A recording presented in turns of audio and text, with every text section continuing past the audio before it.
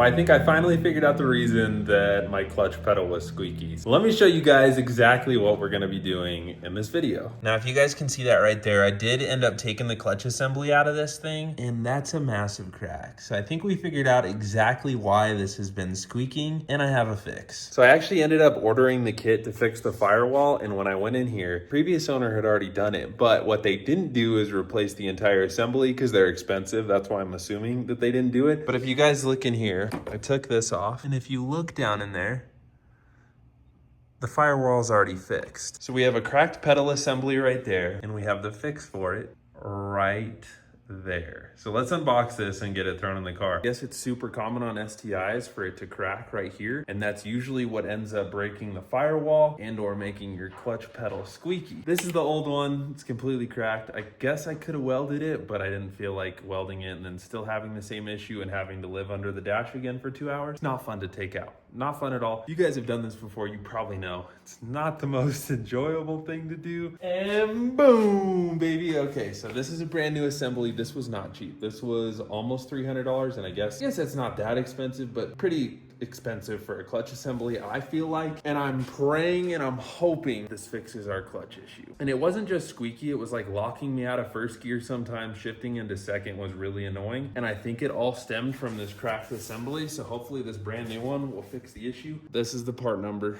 36004FG051. So if you have an 08 through 14 STI and the clutch pedal is squeaky, that's probably your issue. Check your firewall too. My firewall's good. I'm gonna unbox this. We're gonna get it thrown in the car. It's not fun. It's not fun being underneath that dash. Everything's so tight in there, and it's a lot of like little nuts and bolts and things to plug in. All right, let's see what this new assembly looks like. Hopefully it's the same as the one I took out, because if not, that's really messed up. But this was $300. That's how this car stuff goes, you know. Honestly, it's like you think it's gonna be a cheap fix, cheap rebuild, and then it ends up not being cheap at all.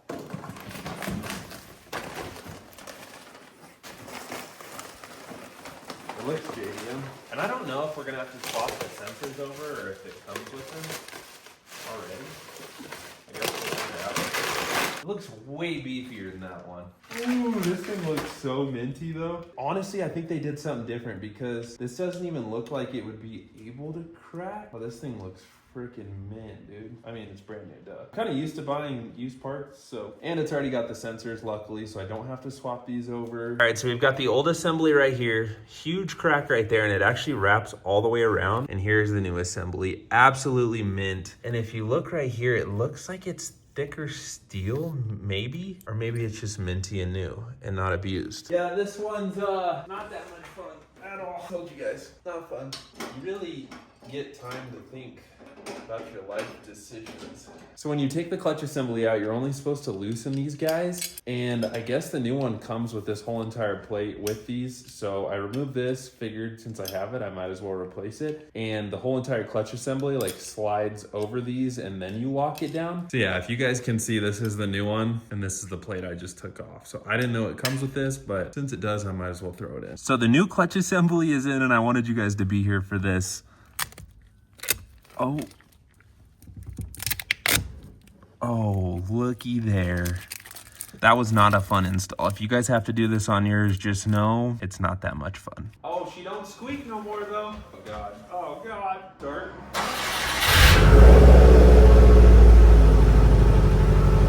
Oh, it's big. It's perfect. All right, well, here goes nothing.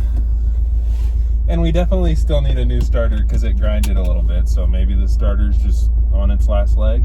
And I do have an oil pressure gauge right here. I didn't realize it was an oil pressure gauge, and it shows we're sitting at like 30, 32. So oil pressure is good. At startup, it was almost 100. I think we're good. All right. Oh, you guys hear that? That's the point. Oh yeah, she feels so much better. Yeah, this thing's so low. Oh, she shifts so much better though. Curious how much boost we're gonna hit.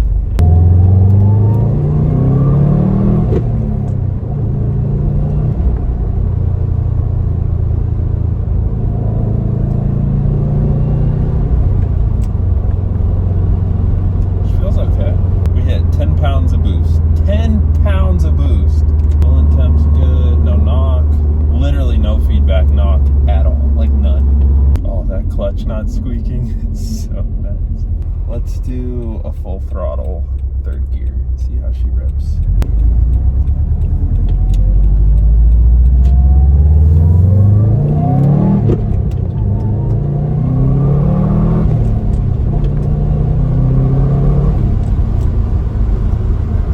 That was 11 PSI, not bad.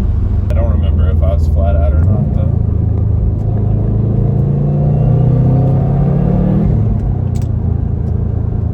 So slow. That was 15 pounds. I think I'm too used to my GTR. Full send?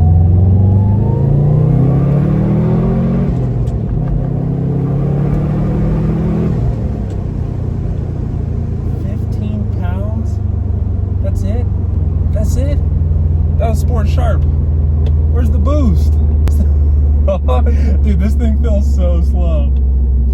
So slow. Why is it so slow? I was expecting this thing to rip. All right, so that full pull in third was 15.45, which is I think that's stock boost on these. That's not gonna do. That was so slow. Like, I know I have a GTR, but man, that was really slow. And supposedly this thing is tuned. I'm like, there's no way. Also, the AC doesn't work in this car, so it's like, it's pretty fucking hot. All fixable. It's fine. Okay, I have some advice for you guys. If you want to get a race car and you find a deal on a race car like I did for cheap, and you're like, oh, this deal is great, it's gonna need so much work, so much TLC. And if you like doing that kind of thing, cool. But if not, go buy the nice one. Spend the extra money, get the $20,000 to $30,000 STI. Because if you don't have the time to work on them, if you get frustrated really easily, if you just don't want to deal with the headaches, buy the nice one. Because there's a lot of headaches that come with race cars. My '09 GTR, that was the biggest headache of my entire life. I'm so glad I did it. Now she's perfect. I get to drive it every day. And that car truly is a testament to my ability to like fix things. And this '09 STI is going to be the same. I love the process. I love the journey. Does it get a little frustrating at times? Yeah. Did I like living underneath the dash for 3 hours last night?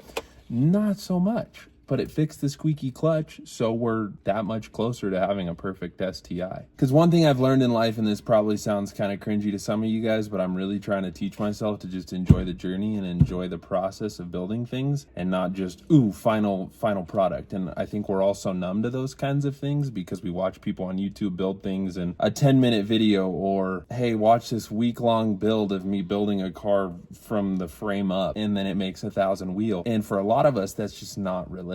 And same for me. I like taking things slow. I like taking my time. I have to teach myself to slow down and just enjoy the process of building and fixing. That's what life's all about, right? Always progressing, always trying to get better. But I'm so excited. I can't wait for this thing to make like 500 wheel and actually rip, because that was the slowest pull. I'm not gonna lie. I mean, you probably saw it on camera. It's slow. It's super slow, and although my GTR is really fast, for an STI, this is slow. Let's pull that power steering pump off and see if that's our issue. I know it's leaking for sure, and I'm praying to God that fixes that weird little knocking noise, but if not, then I'm gonna pull this motor again. I can't stand that noise. I'm 99% sure it's in the valve train, something in the heads. Pretty sure the valve lash needs adjusted. The machine shop did say it was a little bit loose and that they were probably gonna need adjusted. I didn't check them before I put the motor back in, so that's what we're gonna do now. Really wanna open a shop at some point, and I wanna make sure that I'm fixing things correctly and doing it by the book and making sure everything's within spec. I'm gonna yank the motor again. It's 12 o'clock now. I'm gonna see how fast I can have this motor out. I need to drain the oil. Luckily, I only have water in the radiator, so that'll be super easy to drain. Don't forget your pillow, dude.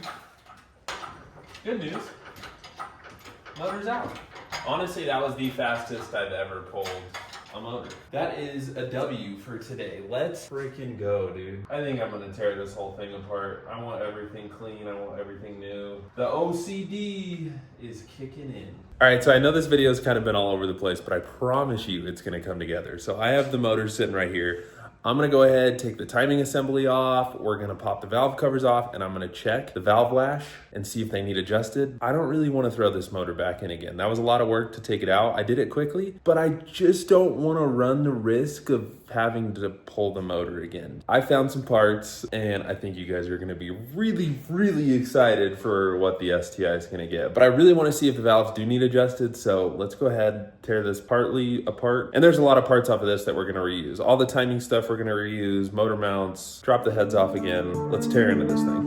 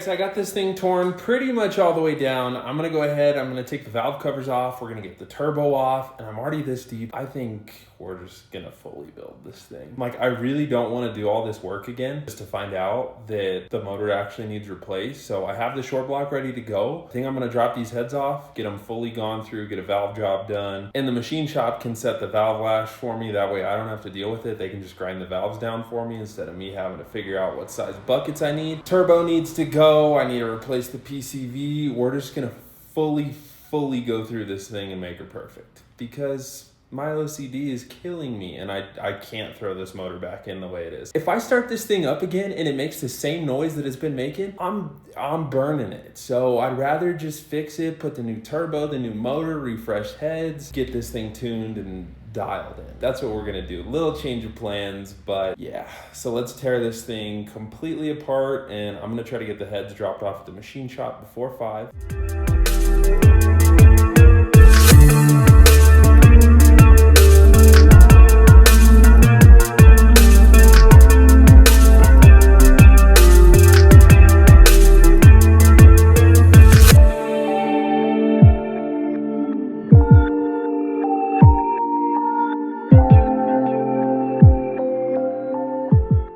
Okay, those are way too tight. 0.04. These are our measurements. 0.04, 0.04, 0.06, 0.06, 0.06, 0.06, 0.06, 0.06. I am under the impression that that is way too tight. So I'm guessing that's what the sound is. All right, so passenger side is done. Let's jump to the driver's side and see what measurements we get there. Okay, so I have 8 and 6 right here.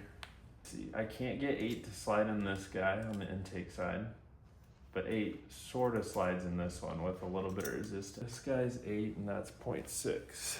0.8 does not slide in either. So those are both 0.06. All right, let's do these last two. 0.6 slides really easy. Let's see about 0.8. So both the exhaust side on this are 0.8. All right, so here's what we got for the driver's side. We've got 0.08, 0.06, 0.08, 0.08, 0.06, 0.06, 0.08, 0.08. I'm gonna go do some research and see how far off we are and see what the solution is, but I'm pretty sure they all need adjusting. I'm still pretty tempted to drop these off at the machine shop and just have them fully gone through.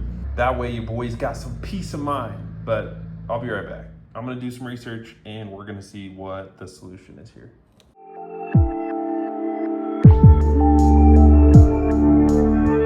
Finally came to a conclusion.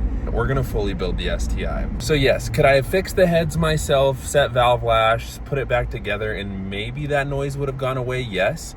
But one, my time is super valuable. I really don't want to rip this motor out again, so we're gonna do it right. And if you guys know me, especially with the GTR and every other build that I've done, I try to use top-notch parts. I try to not half-ass anything. And I really don't like throwing things back together just to get it to run. It doesn't sit right with me. If I ever decide to sell that car, I want to know whoever is getting the car, it's going to be perfect for and reliable for, and I also want to make sure that while I own it and get to enjoy it, that it's perfect, it rips, and it's super reliable. So we're going now to drop off the heads at the machine shop. We're going to buy some parts off of Facebook Marketplace because Facebook is my favorite, and I found some IAG stuff brand new in the box, and we're gonna do this thing right because it started to give me really bad anxiety. I don't know if you guys experience that too, but when building cars, it is a little bit overwhelming. It can be kind of stressful at times, like picking parts and making sure you have everything and waiting on stuff. It's very mentally consuming. So if you guys haven't built a car before,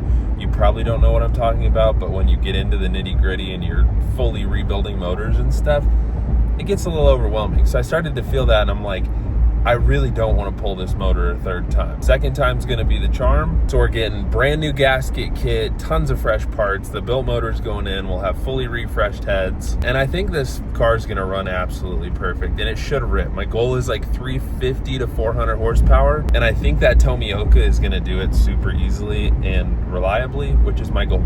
Subarus are usually not reliable, but we're gonna make our Subaru reliable. So let's go get these parts.